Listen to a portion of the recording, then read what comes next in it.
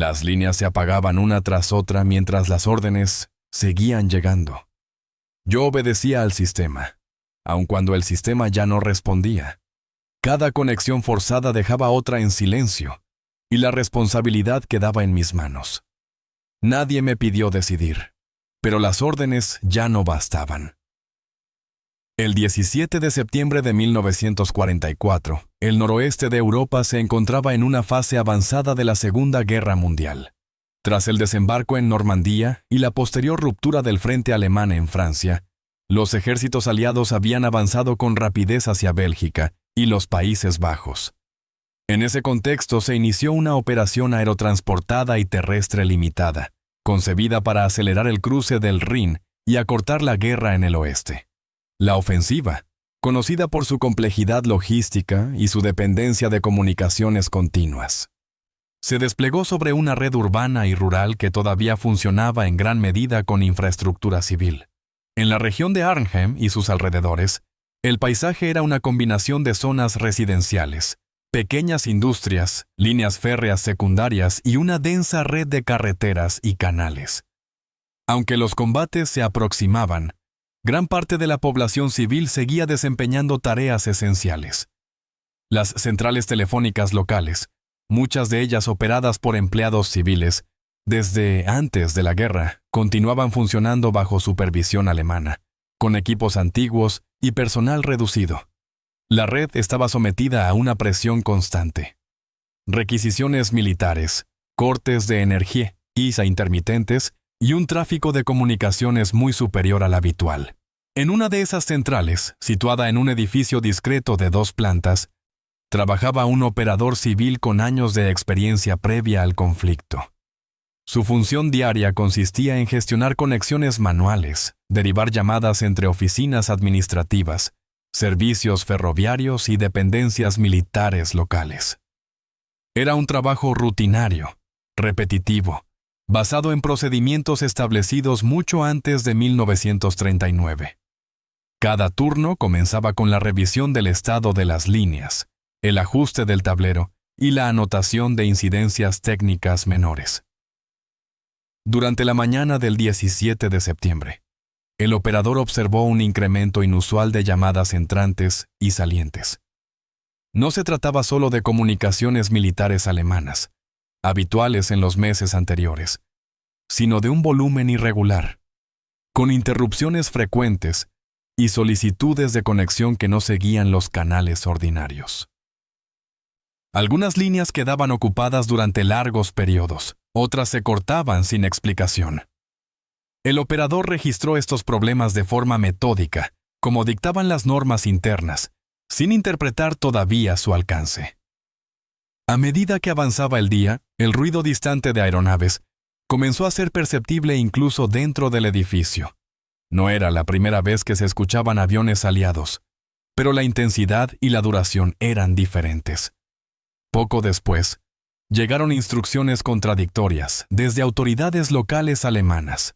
Se pedía priorizar ciertas líneas, luego se ordenaba liberar las mismas para otros usos. El operador, siguiendo su formación civil, intentó mantener el orden técnico del sistema, anotando cambios y observando cómo algunas conexiones críticas se retrasaban por falta de claridad en las órdenes recibidas. La central dependía de una red de cables expuestos en varios tramos, vulnerables a daños por bombardeo o sabotaje. Desde semanas antes, se habían producido cortes parciales que obligaban a redirigir llamadas por rutas secundarias, aumentando el tiempo de conexión.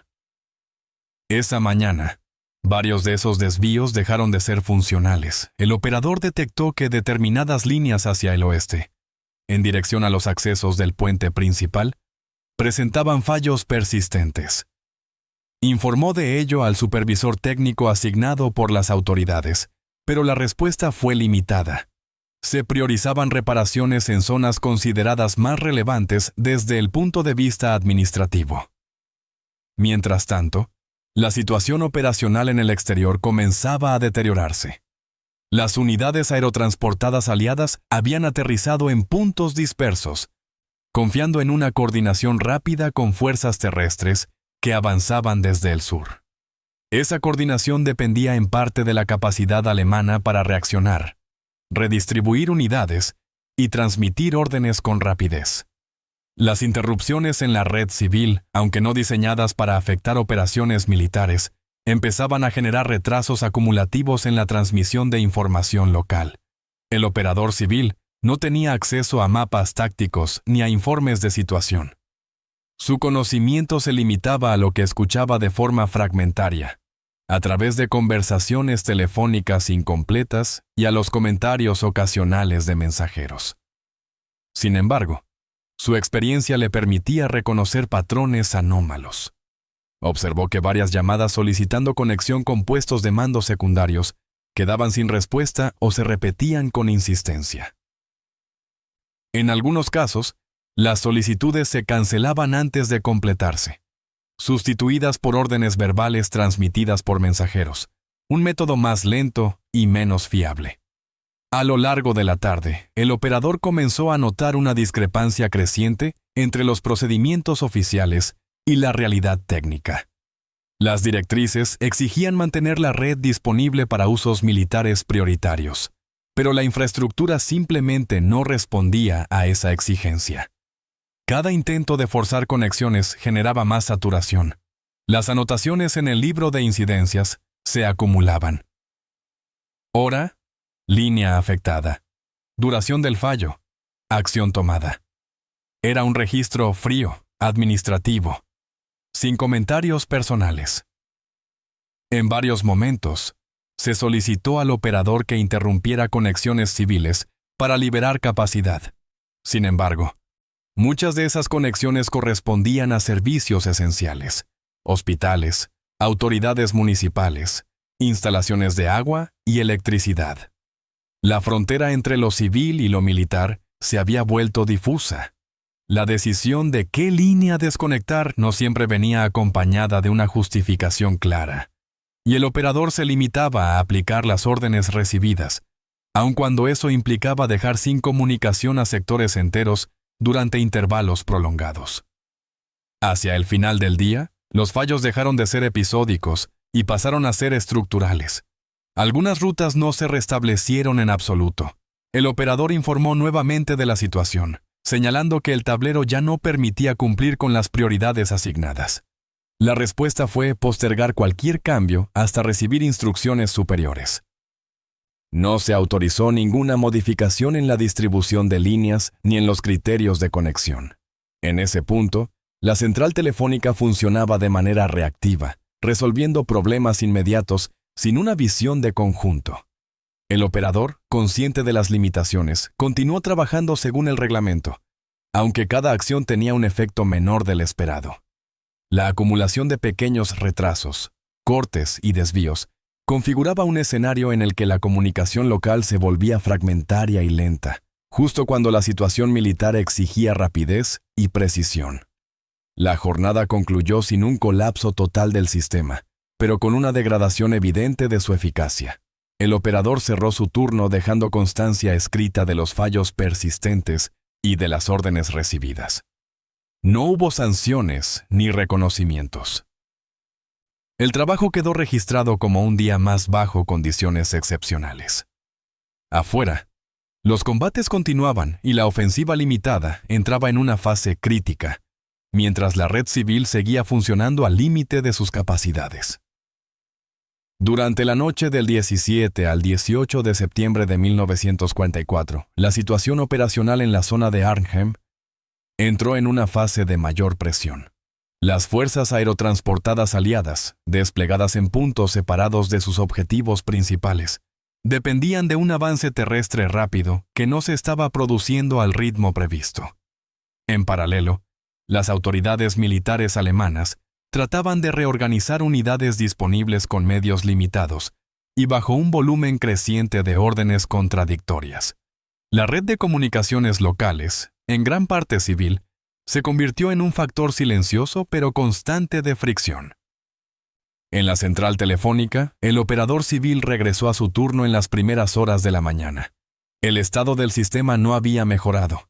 Varias líneas que habían quedado inoperativas la tarde anterior seguían sin señal. Los técnicos asignados no habían podido acceder a ciertos tramos debido a la actividad aérea y a controles militares improvisados. El operador inició su rutina habitual, comprobando manualmente cada circuito disponible y actualizando el tablero con los cambios acumulados durante la noche. Desde el inicio del turno, las solicitudes de conexión se multiplicaron. Oficinas militares locales pedían enlaces urgentes con mandos regionales. Estaciones ferroviarias solicitaban instrucciones ante interrupciones del tráfico. Autoridades civiles trataban de coordinar evacuaciones parciales. La capacidad técnica del sistema, sin embargo, permanecía prácticamente igual que el día anterior. Cada nueva llamada entrante implicaba una decisión inmediata sobre qué otra conexión debía ser interrumpida o retrasada. A media mañana, comenzaron a llegar informes indirectos de enfrentamientos más intensos en las proximidades del puente principal. Aunque el operador no tenía confirmación directa, el patrón de llamadas lo reflejaba con claridad. Intentos repetidos de contactar con puestos de mando avanzados que no respondían. Llamadas que se cortaban a mitad de la transmisión y un aumento del uso de mensajeros motorizados para suplir la falta de comunicaciones fiables. El sistema telefónico, diseñado para un entorno administrativo estable, estaba siendo utilizado como soporte de una situación táctica cambiante. Las órdenes oficiales seguían insistiendo en mantener una jerarquía estricta de prioridades. Las comunicaciones militares debían prevalecer sobre cualquier otro uso. En la práctica, esa jerarquía se aplicaba de forma desigual. Algunos oficiales exigían conexiones inmediatas sin pasar por los canales establecidos, mientras otros aceptaban retrasos prolongados.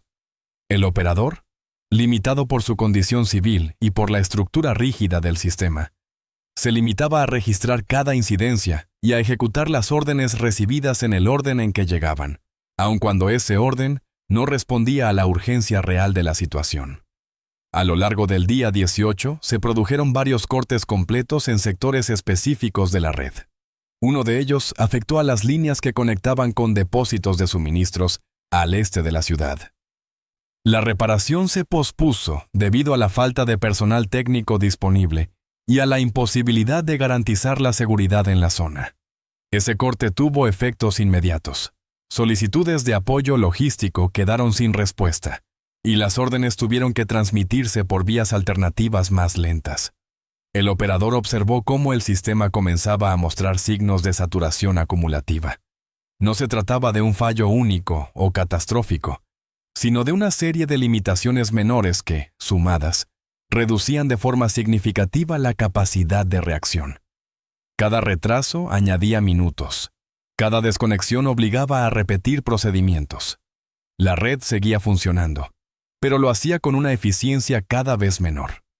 En varios momentos del día, se intentó reorganizar el uso del tablero para concentrar las pocas líneas estables en un número reducido de destinos considerados críticos.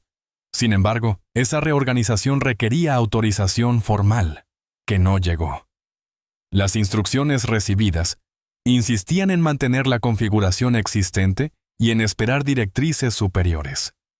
El operador, consciente de que cualquier modificación no autorizada podría tener consecuencias administrativas graves, continuó aplicando el reglamento al pie de la letra. Mientras tanto, en el exterior, la discrepancia entre los planes operativos y la realidad del terreno se hacía más evidente. Las fuerzas alemanas, aunque numéricamente inferiores en algunos sectores, lograban reaccionar con rapidez local gracias a iniciativas descentralizadas. Sin embargo, la falta de comunicaciones fluidas dificultaba la coordinación entre unidades. Las órdenes llegaban tarde o no llegaban, y las decisiones se tomaban con información incompleta. La red civil, sobrecargada y fragmentada, contribuía involuntariamente a esa situación. En la central, el operador recibió varias quejas formales de oficiales que atribuían los retrasos a negligencia o falta de disciplina. Esas quejas se registraron sin comentarios adicionales. Desde el punto de vista administrativo, el sistema seguía cumpliendo su función básica: conectar llamadas cuando era técnicamente posible. Desde el punto de vista operativo, cada minuto perdido tenía un peso creciente. Al caer la tarde del 18 de septiembre, se hizo evidente que la situación no era transitoria. Los mismos fallos se repetían con regularidad. Las reparaciones no compensaban los nuevos daños. La carga de trabajo del operador y de sus compañeros aumentaba sin que se ampliaran los recursos disponibles. La atención no se manifestaba en gestos dramáticos, sino en una rutina cada vez más densa, marcada por decisiones técnicas con consecuencias que nadie en la central podía medir con precisión. El día concluyó con un panorama similar al de la jornada anterior, pero con un nivel mayor de desgaste acumulado. El operador dejó constancia de la persistencia de los fallos y de la imposibilidad de cumplir plenamente con las prioridades asignadas. No se produjeron cambios estructurales ni nuevas instrucciones. La ofensiva limitada continuaba, y la distancia entre la doctrina oficial y las condiciones reales de funcionamiento seguía ampliándose, de forma gradual y casi imperceptible. El 9 de septiembre de 1944, la situación en la zona de Arnhem había adquirido un carácter claramente distinto al de los primeros días de la ofensiva. Lo que inicialmente se había concebido como una operación de duración limitada mostraba signos evidentes de estancamiento. Las fuerzas aerotransportadas aliadas seguían aisladas en varios sectores, mientras que las unidades terrestres no lograban avanzar con la velocidad prevista. En el lado alemán, la respuesta se apoyaba cada vez más en iniciativas locales, tomadas con información incompleta y con medios improvisados. En la central telefónica, el operador civil inició su turno con un sistema que ya no podía considerarse plenamente operativo. Varias líneas clave estaban fuera de servicio desde hacía más de 24 horas. Otras funcionaban de manera intermitente, con pérdidas de señal que obligaban a reiniciar conexiones repetidamente. El libro de incidencias reflejaba una acumulación de problemas sin resolver, descritos con un lenguaje técnico preciso, pero carente de soluciones efectivas. Durante la mañana, el volumen de llamadas militares aumentó de nuevo. A diferencia de los días anteriores, muchas de ellas no procedían de oficinas administrativas fijas, sino de puestos de mando provisionales establecidos en edificios civiles requisados. Esas llamadas requerían conexiones rápidas y, en ocasiones, fuera de los circuitos habituales. El operador detectó que seguir el procedimiento estándar implicaba retrasos sistemáticos. Cada solicitud pasaba por una cadena de comprobaciones que el sistema ya no podía sostener sin bloquear otras comunicaciones. Fue en ese contexto cuando el operador comenzó a considerar, de forma estrictamente técnica, una alternativa que hasta entonces había evitado. La red disponía de algunas líneas secundarias, normalmente reservadas para usos civiles de baja prioridad, que todavía mostraban estabilidad. El reglamento establecía que esas líneas no debían emplearse para comunicaciones militares sin autorización expresa. Sin embargo, en la práctica, varias de ellas permanecían infrautilizadas mientras las líneas prioritarias se saturaban. A media mañana, se recibió una solicitud urgente de conexión entre dos puestos de mando locales. El intento de establecer la comunicación por las rutas asignadas fracasó repetidamente. Cada fallo implicaba varios minutos perdidos y nuevas solicitudes por parte de los oficiales implicados. El operador, consciente de la limitación técnica y del tiempo transcurrido, evaluó las opciones disponibles en el tablero. La posibilidad de utilizar una de las líneas secundarias se presentó como una solución inmediata, aunque no contemplada por las normas vigentes. La decisión no se tomó de forma impulsiva ni dramática. El operador revisó el estado de la línea secundaria, comprobó su estabilidad y evaluó el impacto potencial sobre los servicios civiles asociados. En ese momento concreto, dicha línea no estaba en uso activo. Desde un punto de vista técnico, su empleo no suponía un riesgo inmediato para otros servicios esenciales. Desde un punto de vista administrativo, sí implicaba una desviación del procedimiento establecido. Finalmente, el operador realizó la conexión utilizando esa ruta alternativa. La comunicación se completó con éxito, y permitió transmitir la información solicitada sin los retrasos habituales. No se dejó constancia explícita del método utilizado en el registro diario. La anotación se limitó a señalar que la conexión había sido establecida tras dificultades técnicas. La decisión quedó integrada en la rutina del turno, sin comentarios adicionales. A lo largo del resto del día, la misma solución se aplicó en otras ocasiones similares. No siempre, y no de forma sistemática, pero sí cuando las rutas prioritarias resultaban inoperantes. Cada vez, el operador evaluaba la situación concreta: estado de la línea secundaria, ausencia de tráfico civil crítico, urgencia de la solicitud. No se trataba de una reorganización formal del sistema, sino de ajustes puntuales destinados a mantener un mínimo de funcionalidad. Estas decisiones técnicas comenzaron a tener un efecto acumulado. Algunas comunicaciones que, en días anteriores, habrían sufrido retrasos significativos, se transmitieron con mayor rapidez. Sin embargo, el impacto no fue uniforme ni inmediato. La red seguía fragmentada y muchos problemas persistían. Además, el uso ocasional de líneas no autorizadas incrementaba el riesgo de detección administrativa. El operador era consciente de ese riesgo. Como civil, estaba sujeto a normas estrictas y a una supervisión que, aunque irregular debido a la situación militar, no había desaparecido. Cualquier inspección detallada del tablero o de los registros podría revelar inconsistencias.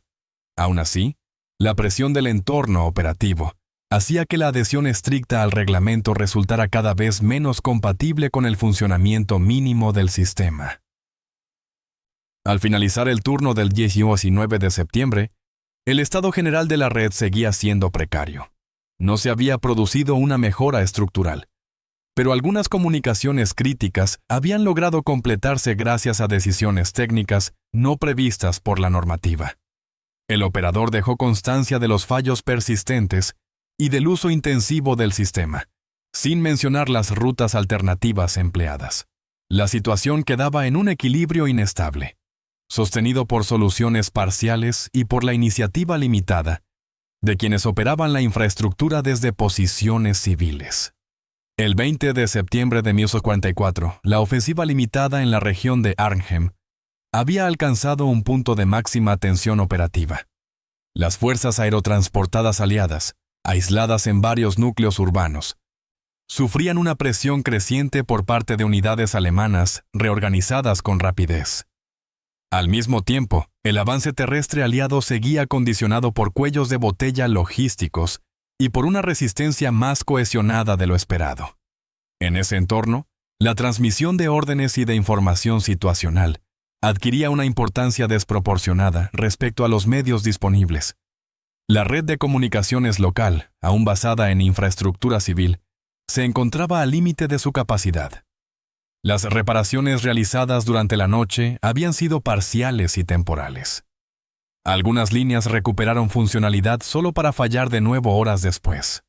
El sistema ya no ofrecía redundancia real. Cada tramo operativo sostenía una carga superior a la prevista en su diseño original.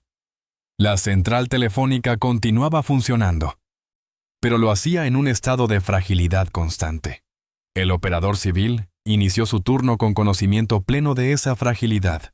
Las decisiones técnicas tomadas el día anterior habían permitido resolver ciertas comunicaciones críticas, pero también habían generado una desviación progresiva respecto a los procedimientos formales. Aunque no se había producido ninguna intervención administrativa directa, el riesgo de que las irregularidades fueran detectadas aumentaba con cada uso de líneas no autorizadas. Durante la mañana se intensificaron las solicitudes urgentes. Varias procedían de mandos intermedios que ya no confiaban en los canales habituales y solicitaban conexiones directas, a menudo sin la documentación reglamentaria. El operador, limitado por su posición y por la estructura del sistema, no podía conceder ese tipo de acceso sin asumir responsabilidades adicionales. En la práctica, cada solicitud se evaluaba de manera técnica.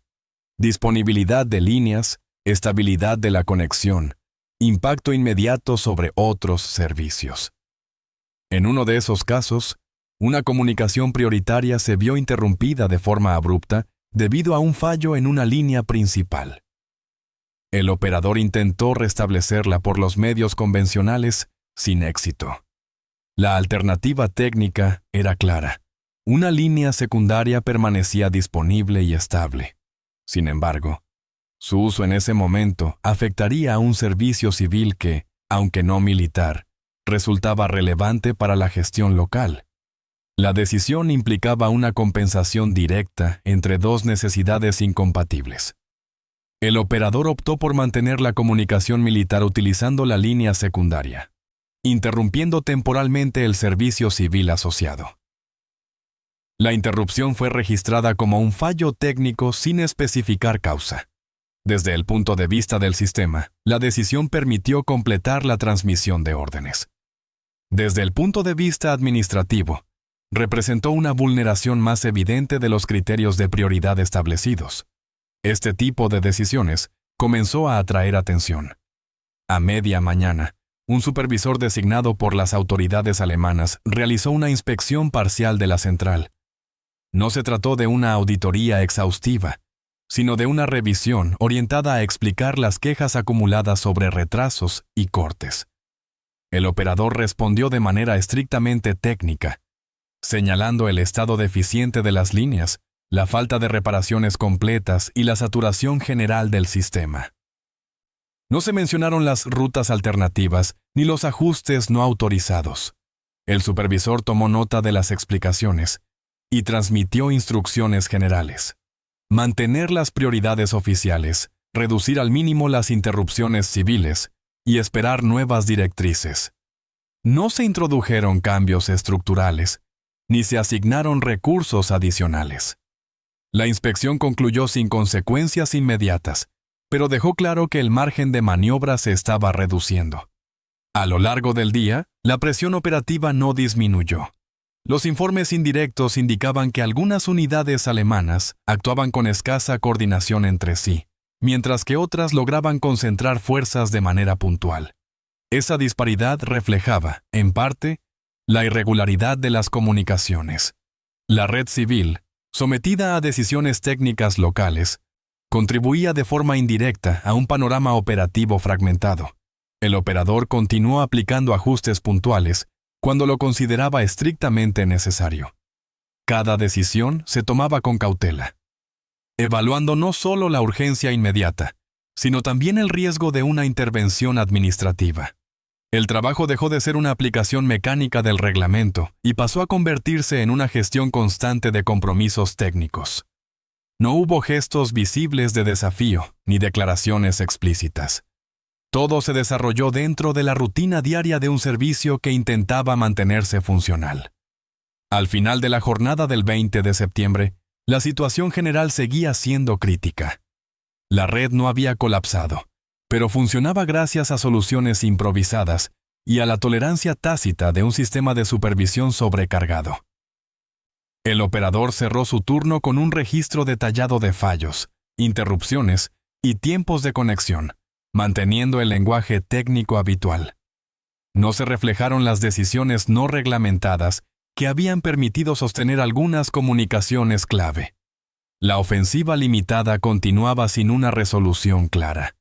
En el interior de la central, la acumulación de decisiones técnicas no oficiales comenzaba a configurar un patrón que, aunque discreto, tenía consecuencias reales sobre la transmisión de órdenes y sobre la capacidad de reacción local.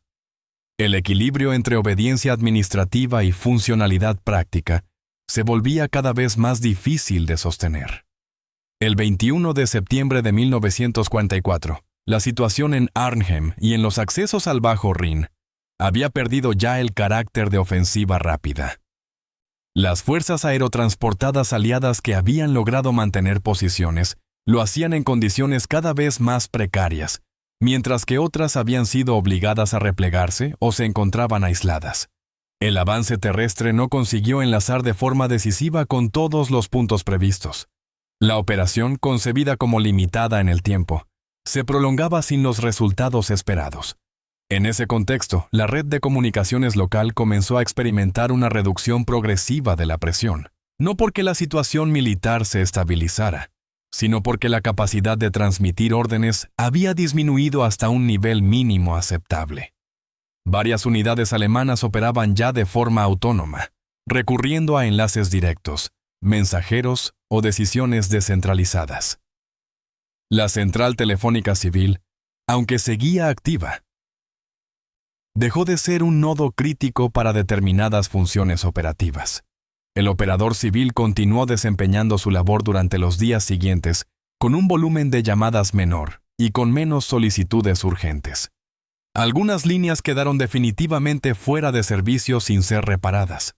Otras se mantuvieron operativas gracias a soluciones provisionales. Las decisiones técnicas no reglamentadas que se habían tomado durante los momentos de mayor presión dejaron de ser necesarias en la misma medida. El sistema, degradado, funcionaba ahora dentro de un marco más limitado, acorde con su capacidad real.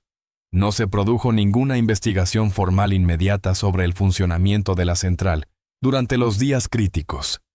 Las prioridades administrativas se desplazaron hacia otros asuntos más urgentes: repliegues, reorganización de unidades, gestión de daños materiales. Las quejas acumuladas sobre retrasos en las comunicaciones quedaron archivadas sin seguimiento. En ausencia de una auditoría detallada, las desviaciones respecto al reglamento no fueron documentadas ni atribuidas a personas concretas. Con el paso de las semanas, la ofensiva fue considerada oficialmente como no concluida según lo previsto. Los análisis posteriores se centraron en factores estratégicos, logísticos y de planificación a gran escala. La infraestructura civil de comunicaciones apenas apareció mencionada en los informes, salvo como una referencia general a las dificultades técnicas existentes en la zona. No se identificaron decisiones individuales dentro de las centrales locales, como elementos relevantes para la evaluación global. El operador civil continuó trabajando hasta que la evolución del frente hizo innecesaria la actividad normal de la central. Su papel no fue reconocido ni cuestionado. Desde el punto de vista institucional, había cumplido su función dentro de un sistema sometido a condiciones extremas. Las decisiones técnicas que había tomado, aunque influyeron en la transmisión puntual de ciertas órdenes, no quedaron registradas como actos diferenciados ni como precedentes. Con el tiempo, la historia de la ofensiva se consolidó en términos amplios, centrada en mandos, movimientos de unidades y resultados estratégicos. Las infraestructuras civiles y quienes las operaban permanecieron en un segundo plano. Sin embargo, en el funcionamiento diario de aquella operación limitada, la acumulación de pequeñas decisiones técnicas, tomadas por personal sin autoridad militar, contribuyó a moldear la realidad operativa sobre el terreno. La experiencia del operador civil ilustra cómo, en un conflicto de gran escala, el cumplimiento estricto de los procedimientos puede entrar en tensión con la funcionalidad práctica. No hubo un acto decisivo ni una intervención espectacular, sino una serie de ajustes discretos realizados en momentos concretos. Su efecto no fue determinante por sí mismo, pero se sumó a otros factores que condicionaron el desarrollo de los acontecimientos. Tras la guerra, no quedó constancia pública de su labor. No recibió menciones, ni formó parte de relatos oficiales. Su contribución se diluyó en la rutina administrativa de un sistema que había operado arado al límite. Aún así, su experiencia refleja una dimensión poco visible del conflicto, la de quienes, desde funciones civiles, enfrentaron decisiones técnicas con consecuencias reales, sin reconocimiento ni intención de protagonismo.